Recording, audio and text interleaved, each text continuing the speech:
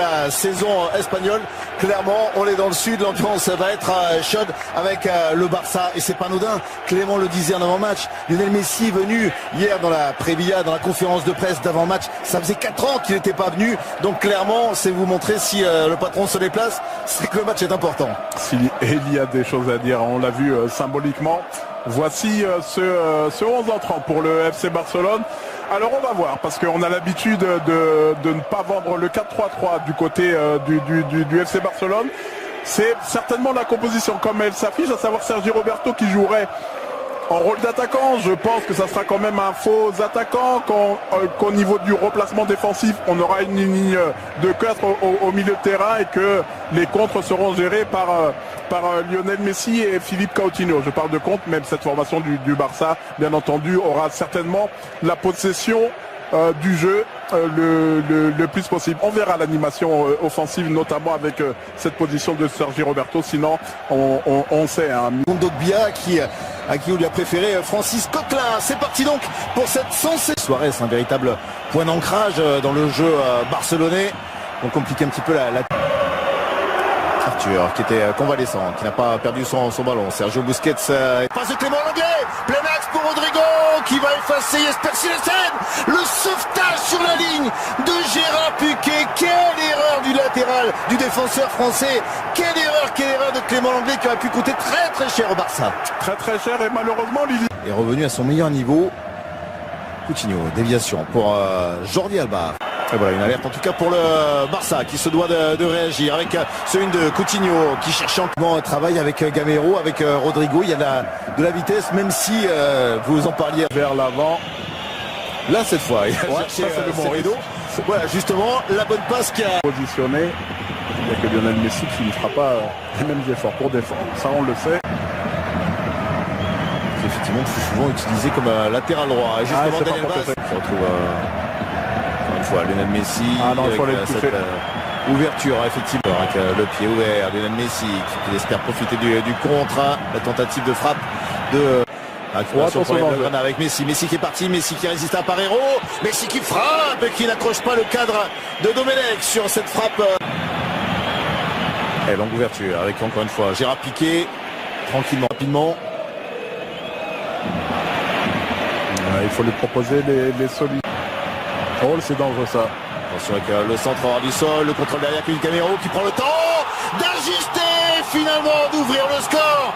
Kevin Gamero qui est donc décisif, qui n'a pas raté, plein de sang-froid cette occasion offerte, c'est largesse de la défense catalane. Et voilà Valence qui mène 1-0.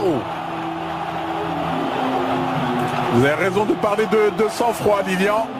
Celui du buteur mais aussi du passeur avec ce centre en retrait astucieux parce qu'en général quand on se précipite on va vers l'avant et on peut manquer de lucidité. Il y avait la possibilité de servir Rodrigo. Et ben non, on prend ce ballon, on le met en retrait. Oh, le positionnement, qu'est-ce qu'il est mauvais, mais c'est le problème d'un Sergi Roberto qui revient et visuellement il dérange peut-être même le positionnement de son latéral. Et derrière par contre il se trompe, bien entendu c'est lui qui se trompe, je ne sens pas à le dédire. Alors on va revoir la facilité avec laquelle il efface le retour de Jordi Alba. Rakitic, Coutinho, voilà l'action barcelonaise, Coutinho encore face à de Lorient.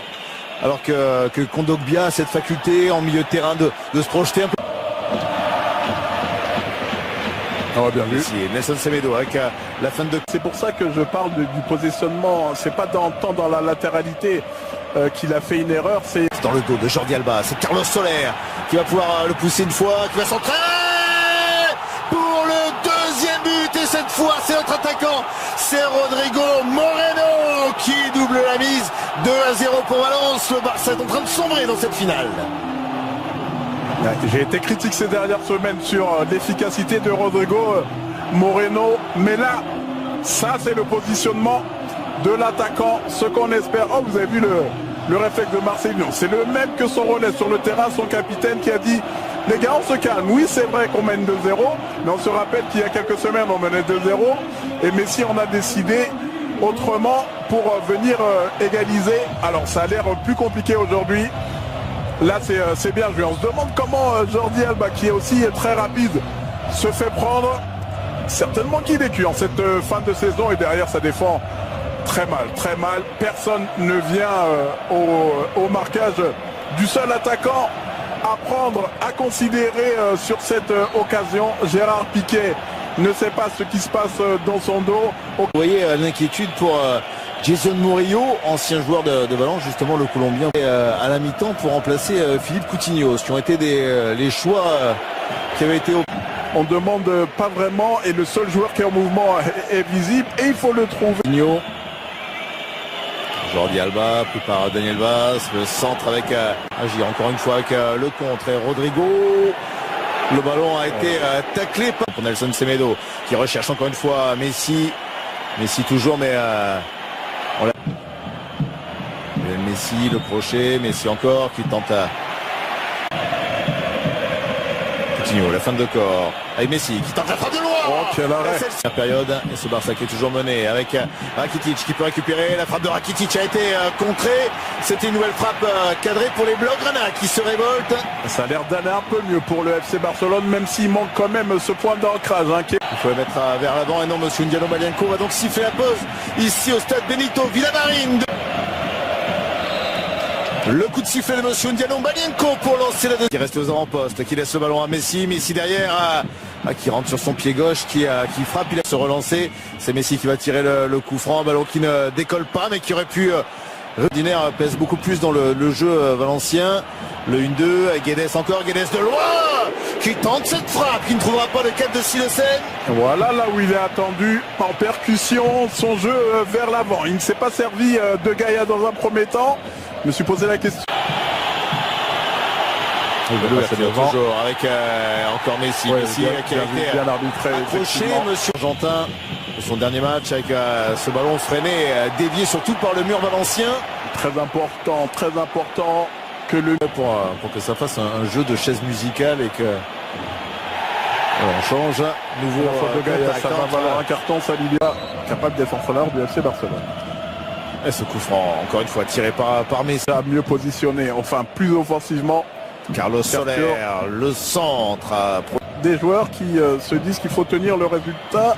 Messi. Et justement Messi qui avait réussi à passer, à s'infiltrer dans la surface de réparation de Valence. Le capitaine de Barcelone qui ne réussit pas à réduire l'écart, contré par le poteau. Ouais, tout le génie de Lionel Messi. D'abord une défense un tout petit peu plus en retrait.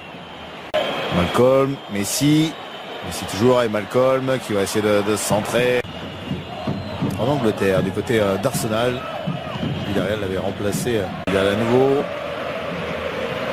Clairvoix défendra son titre dans la Copa América de Jesper Silesen.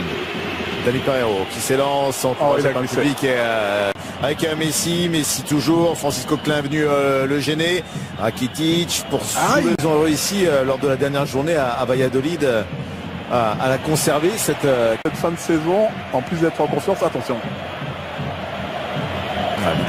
Rodrigo qui a des solutions. Rodrigo, le décalage, Carlos Soler au centre. Malcolm, la provocation qui part de loin. Malcolm, le crochet, Malcolm derrière avec Jordi Alba qui vient discuter avec Messi, qui va mettre le ballon à la surface de réparation. Contré. Corner Malcolm, la tête, le poteau, et Messi qui était à la retombée. Messi pour relancer à 18 minutes de la fin de cette finale, relancer le suspense, lui qui avait déjà réussi à égaliser cette saison en Liga face à Valence. C'est lui une nouvelle fois qui est à la retombée de ce corner propulsé par Gérard Piqué sur le poteau. Et voilà le suspense et la confiance qui change de côté. Il faudra regarder s'il y a... Oh, il y a personne. Il y a une personne. Lilian. Ah ben non, il n'est pas en position de hors-jeu. C'est ce que je regardais. C'est Carlos Soler qui est resté au marquage de Rakitic. Un match contre Chelsea.